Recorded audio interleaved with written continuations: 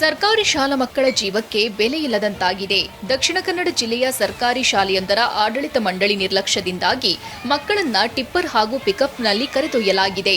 ಜೇನು ಕೃಷಿ ಅಧ್ಯಯನದ ಹೆಸರಿನಲ್ಲಿ ಟಿಪ್ಪರ್ ಹಾಗೂ ಪಿಕಪ್ ವಾಹನದಲ್ಲಿ ಮಕ್ಕಳನ್ನ ಪ್ರವಾಸಕ್ಕೆ ಕರೆದೊಯ್ಯಲಾಗಿದೆ. ಟಿವಿ9ನಲ್ಲಿ ವರದಿ ಪ್ರಸಾರ ಆಗ್ತಿದ್ದಂತೆ ಶಿಕ್ಷಣ ಇಲಾಖೆ ಅಧಿಕಾರಿಗಳು ಎಚ್ಚೆತ್ತಿದ್ದಾರೆ. ಕಾರಣ ಕೇಳಿ ಕ್ಷೇತ್ರ ಶಿಕ್ಷಣಾಧಿಕಾರಿ ಶಾಲೆಯ ಪ್ರಭಾರ ಮುಖ್ಯ ಶಿಕ್ಷಕನಿಗೆ ನೋಟಿಸ್ ಜಾರಿ ಮಾಡಿದ್ದಾರೆ.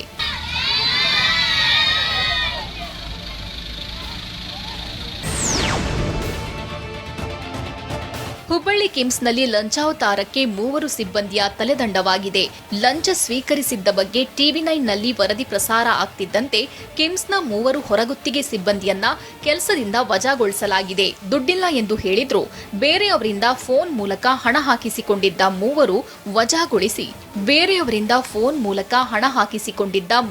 ವಜಾಗೊಳಿಸಿ ಕಿಮ್ಸ್ ನಿರ್ದೇಶಕ ಡಾಕ್ಟರ್ ಈಶ್ವರ್ ಹೊಸಮನಿ ಆದೇಶ ಹೊರಡಿಸಿದ್ದಾರೆ. ರೋಗಿಗಳು ಮತ್ತು ಅವರ ಸಂಬಂಧಿಗಳಿಂದ ಹಣ ಪಡೆದರೆ ಕಠಿಣ ಕ್ರಮ ಕೈಗೊಳ್ಳಲಾಗುವುದು ಎಂದು ಎಚ್ಚರಿಸಿದ್ದಾರೆ.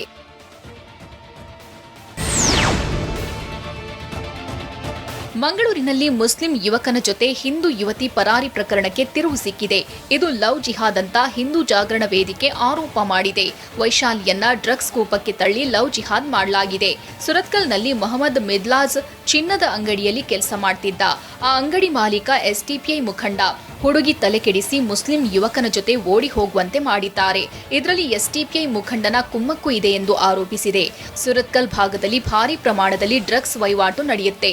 ಅದರಿಂದ ಡ್ರಗ್ಸ್ಗೆ ವೈಶಾಲಿಯನ್ನ ಬೀಳಿಸಿ ನಂತರ ಲವ್ ಜಿಹಾದ್ ಮಾಡಲಾಗಿದೆ ಎಂದು ಹಿಂದೂ ಜಾಗರಣ ವೇದಿಕೆ ಜಿಲ್ಲಾ ಸಂಯೋಜಕ ನರಸಿಂಹ ಮಾಣಿ ಆರೋಪಿಸಿದ್ದಾರೆ.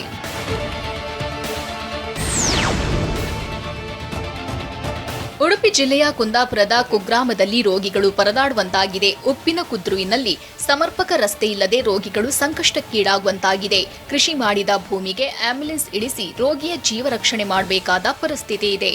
ಉಪ್ಪಿನ ಕುದ್ರುವಿನ ಗ್ರಾಮದಲ್ಲಿ ಸುಮಾರು 35ಕ್ಕೂ ಅಧಿಕ ಕುಟುಂಬಗಳು ವಾಸಿಸುತ್ತಿವೆ. ಅನಾರೋಗ್ಯ ಪೀಡಿತರನ್ನ ಆಸ್ಪತ್ರೆಗೆ ಸಾಗಿಸೋದೇ ಇಲ್ಲಿ ದೊಡ್ಡ ಸಾಹಸವಾಗಿದೆ.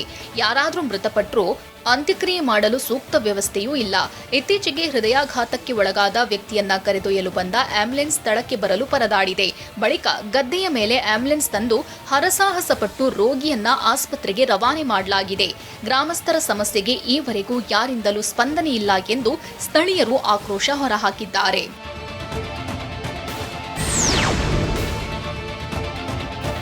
ಗದಗ ಜಿಲ್ಲೆಯಲ್ಲಿ ಬೂಸ್ಟ್ ತುಂಬಿದ ಕೇಕ್ ಮಾರಾಟ ಮಾಡಿದ್ದಾರೆ. ನರಗುಂದ ತಾಲೂಕಿನ ಶಿರೋಳ ಗ್ರಾಮದ ಬೆಂಗಳೂರು ಬೇಕರಿಯಲ್ಲಿ ಗ್ರಾಹಕರೊಬ್ಬರು ಕೇಕ್ ಖರೀದಿಸಿದ್ರು. ಮನೆಗೆ ತೆಗೆದುಕೊಂಡು ಹೋಗಿ ಕೇಕ್ ಕಟ್ ಮಾಡಿದ್ರೆ ಅದರಲ್ಲಿ ಬೂಸ್ಟ್ ಇರೋದು ಪತ್ತೆಯಾಗಿದೆ. ರೊಚ್ಚಿಗೆದ್ದ ಗ್ರಾಹಕರು ಬೇಕರಿ ಮಾಲೀಕನನ್ನ ತರಾಟೆಗೆ ತೆಗೆದುಕೊಂಡಿದ್ದಾರೆ. ಆರೋಗ್ಯದ ಮೇಲೆ ಪರಿಣಾಮ ಬೀರುವಂತಹ ಆಹಾರ ಪದಾರ್ಥಗಳ ಮಾರಾಟಕ್ಕೆ ಆಹಾರ ಅಧಿಕಾರಿಗಳು ಕಡಿವಾಣ ಹಾಕಬೇಕು ಅಂತ ಆಗ್ರಹಿಸಿದ್ದಾರೆ.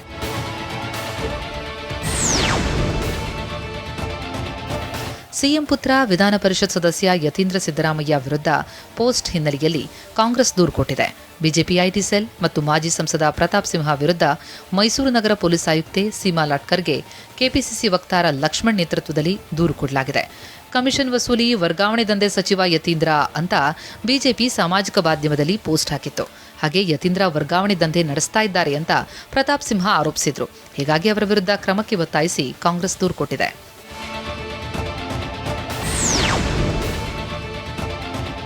ಯಾದಗಿರಿಯಲ್ಲಿ ಮಹಿಳೆಯೊಬ್ಬರು ಕಣ್ಮರೆಯಾಗಿರುವ ಗಂಡನಿಗಾಗಿ ಊರೂರಲಿದ್ದಾರೆ. ಕಳೆದ 17 ದಿನಗಳಿಂದ ಬೆಂಗಳೂರು ಮೂಲದ ಶಾಹಿದಾ ಹುಡುಕಾಡ್ತಾ ಇದ್ದಾರೆ. ಬೆಂಗಳೂರಿನಿಂದ ಯಾದಗಿರಿ ಟ್ರೈನ್ ಬರುವಾಗ ಪತಿ ಮಲ್ಲಿಕಾರ್ಜುನ್ ಪತ್ನಿಯನ್ನ ಬಿಟ್ಟು ಹೋಗಿದ್ರು. ಶಾಹಿದಾಳ ಮೊದಲನೇ ಗಂಡನನ್ನ ಬಿಡಿಸಿದ್ದ ಮಲ್ಲಿಕಾರ್ಜುನ್ ಶಾಹಿದಾಳನ್ನ ಮದುವೆಯಾಗಿದ್ದ. ಗಂಡನ ಮನೆಗೆ ಹೋದ್ರೂ ಸ್ವೀಕರಿಸ್ತಿಲ್ಲ ಅಂತ ಕಣ್ಣೀರು ಹಾಕ್ತಿದ್ದಾರೆ. ಬಿಜಾಪುರಿಗೆ ಕರ್ಕೊಬಂದ, ಊರಿಗೆ ಹೋಗೋಣಂತ ಕರ್ಕೊಬಂದ. ಅವನು ಬ್ಯಾಗು, ಚಪ್ಪಲಿ, ಮೊಬೈಲು ಎಲ್ಲ ಪ್ರತಿಯೊಂದು ಬಿಟ್ಬಿಟ್ಟು ಹೇಳ್ದಂಗೆ ಹೋಗಿದ್ದಾನೆ ಸರ್. ಕೆನಡಾದಲ್ಲಿ ಹತ್ಯೆಯಾದ ಕನ್ನಡಿಗ ಚಂದನ್ ಅಂತಿಮ ದರ್ಶನಕ್ಕೆ ಸ್ನೇಹಿತರು ವ್ಯವಸ್ಥೆ ಮಾಡಿಕೊಳ್ತಿದ್ದಾರೆ. ಲೋಟಸ್ನಲ್ಲಿ ಅಂತಿಮ ದರ್ಶನಕ್ಕೆ ವ್ಯವಸ್ಥೆಯಾಗಿದ್ದು ಅಗಲಿದ ಸ್ನೇಹಿತನಿಗೆ ಶ್ರದ್ಧಾಂಜಲಿ ಸಲ್ಲಿಸಲಿದ್ದಾರೆ. ಹಲವು ಪ್ರಕ್ರಿಯೆ ಬಳಿಕ ಶನಿವಾರದ ವೇಳೆಗೆ ಮೃತದೇಹ ನೆಲಮಂಗಲದಲ್ಲಿರುವ ನಿವಾಸಕ್ಕೆ ಆಗಮಿಸುವ ನಿರೀಕ್ಷೆ ಇದೆ. ವಿಡಿಯೋ ಕಾಲ್ ಮೂಲಕ ಮಗನ ಮೃತದೇಹ ಕಂಡ ಚಂದನ್ ತಂದೆ ನಂದನ್ ಕುಮಾರ್ ಕಣ್ಣೀರಿಟ್ಟಿದ್ದಾರೆ.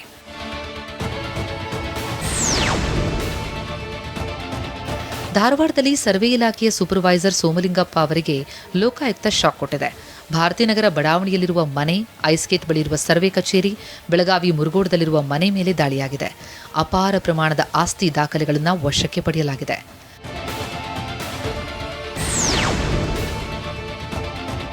ಅಕ್ರಮವಾಗಿ ಕೇರಳದ ಲಾಟರಿ ಮಾರ್ತಿದ್ದ ಇಬ್ಬರನ್ನ ಮೈಸೂರು ಜಿಲ್ಲಾ ಪೊಲೀಸರು ಬಂಧಿಸಿದ್ದಾರೆ. ಪಿರಿಯಾಪಟ್ಟಣದಲ್ಲಿ 2 ಪ್ರತ್ಯೇಕ ಪ್ರಕರಣಗಳಲ್ಲಿ ಅರುಣ್ ಕುಮಾರ್ ಸ್ವಾಮಿ ಎಂಬುವರನ್ನ ದಸ್ತಗಿರಿ ಮಾಡಿದ್ದಾರೆ. ಬಂಧಿತರಿಂದ 55,200 ರೂಪಾಯಿ ಮೌಲ್ಯದ ಲಾಟರಿ ಟಿಕೆಟ್, 22,930 ರೂಪಾಯಿ ನಗದು ಜಪ್ತಿಯಾಗಿದೆ.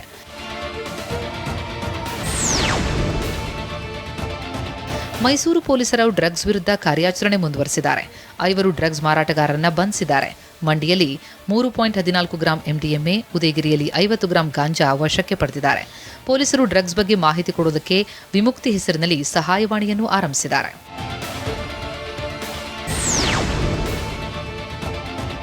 ಕೆಂಪೇಗೌಡ ವಿಮಾನ ನಿಲ್ದಾಣ ಕಸ್ಟಮ್ಸ್ ಅಧಿಕಾರಿಗಳು ಕಾರ್ಯಾಚರಣೆ ನಡೆಸಿ ಕ್ಯಾಂಡಿ ಪ್ಯಾಕೆಟ್ಗಳಲ್ಲಿ ಸಾಗಿಸ್ತಾ ಇದ್ದ ಮಾದಕ ವಸ್ತುವನ್ನು ವಶಕ್ಕೆ ಪಡೆದಿದ್ದಾರೆ.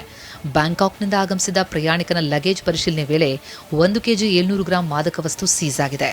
4,70,000 ಮೌಲ್ಯದ ಮಾದಕ ವಸ್ತು ಜಪ್ತಿ ಮಾಡಿರುವ ಅಧಿಕಾರಿಗಳು ಪ್ರಯಾಣಿಕನನ್ನ ವಶಕ್ಕೆ ಪಡೆದಿದ್ದಾರೆ.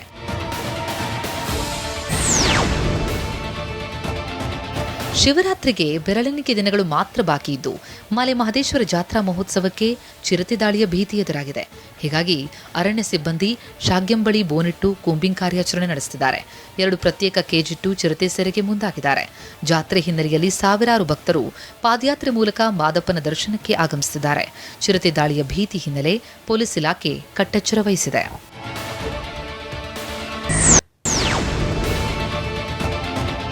ಮಂಡ್ಯ ಜಿಲ್ಲೆಯಲ್ಲಿ ಕಳಪೆ ಡಾಂಬರೀಕರಣ ಬಯಲಾಗಿದೆ. ಮಂಡ್ಯ ಪಾಂಡವಪುರ ಮುಖ್ಯ ರಸ್ತೆಯಲ್ಲಿ ಕಳಪೆ ಕಾಮಗಾರಿ ಬಹಿರಂಗವಾಗಿದೆ. 3 ಕೋಟಿ ವೆಚ್ಚದಲ್ಲಿ ಡಾಂಬರೀಕರಣ ಮಾಡಲಾಗಿದ್ದ ರಸ್ತೆಯಲ್ಲಿ ಗುಂಡಿಗಳು ಗೋಚರಿಸುತ್ತಿದೆ. ಗುಂಡಿಗಳ ಸಂಖ್ಯೆ ಹೆಚ್ಚಾಗುತ್ತಿರುವುದರಿಂದ ಅಪಘಾತ ಕೂಡ ಅಧಿಕವಾಗುತ್ತಿದೆ. ರಾಜ್ಯಾದ್ಯಂತ ಗುಂಡಿ ಬಿದ್ದಂತ ರಸ್ತೆಗಳನ್ನ ಮುಚ್ಚುತ್ತೇವೆ ಅಂತ ರಾಜ್ಯ ಸರ್ಕಾರ ಭರವಸೆಯನ್ನ ಕೊಟ್ಟಿದ್ರು. ಅದೇ ರೀತಿ ಗುಂಡಿ ಮುಚ್ಚುವಂತ ಕೆಲಸವನ್ನ ಮಾಡಿದ್ರು. ಆದ್ರೆ ಗುಂಡಿ ಮುಚ್ಚಿದ 3 ತಿಂಗಳಲ್ಲಿ ಈಗ ಮತ್ತೆ ಅದೇ ರಸ್ತೆಗಳು ಗುಂಡಿ ಬಿದ್ದಿರುವಂಥದ್ದು. ಈಗ ರಸ್ತೆಯನ್ನ ತೋರಿಸ್ತೇನೆ. ಇದು ಮಂಡ್ಯದಿಂದ ಪಾಂಡವಪುರಕ್ಕೆ ಹೋಗುವಂತ ರಸ್ತೆ ಆಗಿರುವಂಥದ್ದು. ಇದು 3 ಕೋಟಿ ರೂಪಾಯಿ ವೆಚ್ಚದಲ್ಲಿ ಇಲ್ಲಿ 3 ಕಿಲೋಮೀಟರ್ಗೆ ಈ ಒಂದು ರಸ್ತೆಯನ್ನ ತೇಪೆ ಹಾಕುವಂತ ಕೆಲಸವನ್ನ ಮಾಡಿದ್ರು. ಕೆಲಸ ಮಾಡಿದ 3 ತಿಂಗಳಿಗೆ ಮತ್ತೆ ಇದೇ ಪರಿಸ್ಥಿತಿ ಬಂತು. ತದನಂತರ ಯಾವಾಗ ಈ ಒಂದು ರಸ್ತೆ ಟಾರ್ ಕಿತ್ತೋಯ್ತು, ಮತ್ತೆ ಅದೇ ಒಂದು ರಸ್ತೆಯನ್ನ ಸರಿಪಡಿಸಲಿಕ್ಕೆ ಮುಂದಾದ್ರು. ಚಿನ್ನಸ್ವಾಮಿಯಲ್ಲಿ RCB ಪಂದ್ಯ ಬಹುತೇಕ ಫಿಕ್ಸ್ ಎನ್ನಲಾಗುತ್ತಿದೆ. ವಿಧಾನಸೌಧದಲ್ಲಿ ಗೃಹ ಸಚಿವ ಪರಮೇಶ್ವರ್ ನೇತೃತ್ವದಲ್ಲಿ ನಡೆದ ಮಹತ್ವದ ಸಭೆಯಲ್ಲಿ ಷರತ್ತುಗಳೊಂದಿಗೆ ಪಂದ್ಯ ಆಯೋಜನೆಗೆ ಸಹಮತ ವ್ಯಕ್ತವಾಗಿದೆ. ಇಂದು ಸಂಜೆ ಸಿಎಂ ಸಿದ್ದರಾಮಯ್ಯ ನೇತೃತ್ವದಲ್ಲಿ ನಡೆಯಲಿರುವ ಸಚಿವ ಸಂಪುಟ ಸಭೆಯಲ್ಲಿ ಅಂತಿಮ ತೀರ್ಮಾನ ಕೈಗೊಳ್ಳಲಾಗುತ್ತೆ. ಸಂಪುಟ ಒಪ್ಪಿದರೆ ಚಿನ್ನಸ್ವಾಮಿಯಲ್ಲೇ RCB ಮ್ಯಾಚ್ ಪಕ್ಕ ಆಗಲಿದೆ. ಯಾವ ಒಂದು ತಂಡ ಫ್ರಾಂಚೈಸು ಗೆಲ್ತಾರೋ ಅವರ ಒಂದು ಮನೆ ಅಂಗಳದಲ್ಲೇ ಈ ಒಂದು ಇನಾಗ್ರೇಷನ್ ಆಗುವಂಥ ಒಂದು ಪದ್ಧತಿ. ಸೊ ಹಾಗಾಗಿ ನಮ್ಮ ಬೆಂಗಳೂರು ಫ್ರಾಂಚೈಸ್ ಗೆದ್ದಿರೋ ಕಾರಣದಿಂದ ಹೋದ ವರ್ಷ, ಸೊ ಈವಾಗಲೂ ಕೂಡ ಈ ಒಂದು ವರ್ಷ ಇನಾಗ್ರೇಷನ್ ಇಲ್ಲೇ ಆಗಬೇಕು, ನಮ್ಮ ಚಿನ್ನಸ್ವಾಮಿ ಸ್ಟೇಡಿಯಂ ಐಕಾನಿಕ್ ಸ್ಟೇಡಿಯಂನಲ್ಲಿ ಆಗಬೇಕು ಅನ್ನೋ ಒಂದು ಇಚ್ಛೆ ನಮಗೆಲ್ಲರಿಗೂ. ಬೆಂಗಳೂರು ಹೊರವಲಯದ ನೆಲಮಂಗಲದಲ್ಲಿ ಆರೆಂಜ್ ತುಂಬಿದ ಲಾರಿ ಪಲ್ಟಿಯಾಗಿದೆ. ಕೆಂಗಲ್ ಗ್ರಾಮದ ಬಳಿ ಅಪಘಾತಕ್ಕೀಡಾಗಿದ್ದು ರಾಷ್ಟ್ರೀಯ ಹೆದ್ದಾರಿ ಮೇಲೆಲ್ಲ ರಾಶಿ ಆರೆಂಜ್ ಬಿದ್ದಿದೆ. ಇದರಿಂದಾಗಿ ಲಕ್ಷಾಂತರ ರೂಪಾಯಿ ನಷ್ಟವಾಗಿದೆ. ಲಾರಿಯು ಮುಂಬೈನಿಂದ ಬೆಂಗಳೂರಿಗೆ ಬರುತ್ತಿದ್ದಾಗ ಈ ಅಪಘಾತವಾಗಿದೆ. ಇದರಿಂದ ಕೆಲಕಾಲ ಹೆದ್ದಾರಿಯಲ್ಲಿ ಟ್ರಾಫಿಕ್ ಜಾಮ್ ಉಂಟಾಗಿತ್ತು. ಸ್ಥಳಕ್ಕೆ ದೌಡಾಯಿಸಿದ ಸಂಚಾರಿ ಪೊಲೀಸರು ಲಾರಿಯನ್ನು ತೆರವುಗೊಳಿಸಿ ಸುಗಮ ಸಂಚಾರಕ್ಕೆ ಅನುವು ಮಾಡಿಕೊಟ್ಟರು.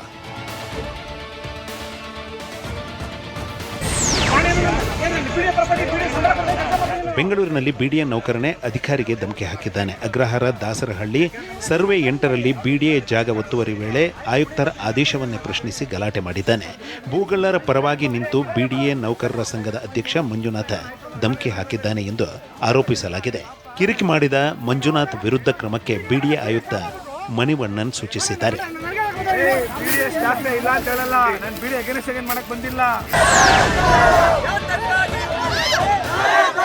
ಬೆಂಗಳೂರಿನ ಟೌನ್ ಹಾಲ್ ಬಳಿ ಹೈಡ್ರಾಮಾ ನಡೆಯಿತು. ವಿವಿಧ ಬೇಡಿಕೆ ಈಡೇರಿಸುವಂತೆ ಕರೆ ನೀಡಲಾಗಿದ್ದ ಭಾರತ ಬಂದ್ ಪ್ರತಿಭಟನೆ ವೇಳೆ ನೂರಾರು ಸಂಘಟನೆಗಳ ಕಾರ್ಯಕರ್ತರು ಪ್ರತಿಭಟನೆ ನಡೆಸುತ್ತಿದ್ದರು.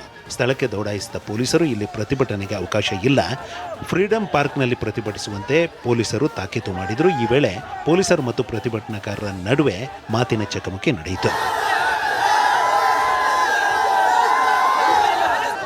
ಪ್ರತಿಭಟನಾಕಾರರನ್ನ ಪೊಲೀಸರು ಕೈಕಾಲು ಹಿಡಿದು ಬಲವಂತವಾಗಿ ಎಳೆದೊಯ್ದರು. ಈ ಘಟನೆಯಿಂದಾಗಿ ಟೌನ್ ಹಾಲ್ ಬಳಿ ಕೆಲಕಾಲ ಬಿಗುವಿನ ವಾತಾವರಣ ನಿರ್ಮಾಣವಾಯಿತು.